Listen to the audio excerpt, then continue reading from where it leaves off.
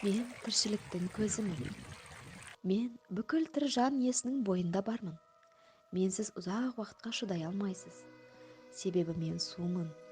Мен табиғаты тылсым да таңғажайып мекеннен ағып жатқан, талай ақындардың жырында қалған ерке өзен арыспын. Сонау ғасырлардан бері қаншама тарихтың, қаншама заманның куәсі болған алып өзенмін. Бірде тасып, бірде асамын. Жылы жаққа ұшып өтетін құстар да менің жағама келіп, бір дем алып, менімен шүйіркелесіп кететіні бар. Біле білсеңіз, менің әрбір тамшымда терең тарих естеліктері бар. Әйгілі Ұлы Жібек жолы керуендері менің бойымнан кешіп өтіп, менің сұлулығыма тамсанатын. Мына айналамдағы ағаштар, өсімдіктердің тіршілік көзімін.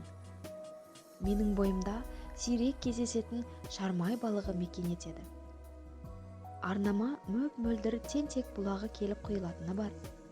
Жоқ, тентек деп мен айтып тұрғаным жоқ. Атауы солай. Себебі қай жерінен баса қалсаңыз, сол жерінен су шыға береді. Өзі сондай жомарт әрі тәтті. Екеуміз доспыз. Жан жағымда таулар маған қызыға да, қызғана да қарайтын. Себебі адамдар келіп, менің жағамда дем алып, суға түсіп, мәз-мейрам болып қайтатын. Осы бір өлкенің сәні де ерке өзені болды. Бірақ, өкінішке орай, мен адамдарға ренжулімін. Олар маған бұрынғыдай ұқыптылықпен, тазалықпен қарамайтын болды. Арнамның көлемі де уайымнан азайып кетті. Ағысыма түрлі қалдықтар төгілетін болды. Төрт түліктің нәжісі де, қалдықтары да, өлген денесі де, түрлі қоқыс қалдықтары да толып кетті. Неге адамдар осыншалық ұқыпсыз болғанын түсінбей қалдым. Осындай мәселелердің салдарынан суым ластанып, тіптен шаруашылыққа да жарамсыз болып барады. Бойымда мекен ететін балықтар да азаюда.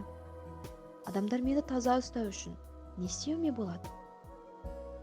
Бәлкім, тартылып, мүлдем басқа жаққа кетіп қалсам бекен.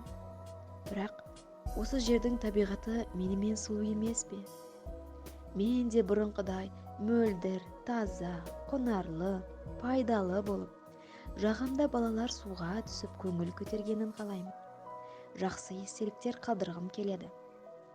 Солай боларына үміт етемін.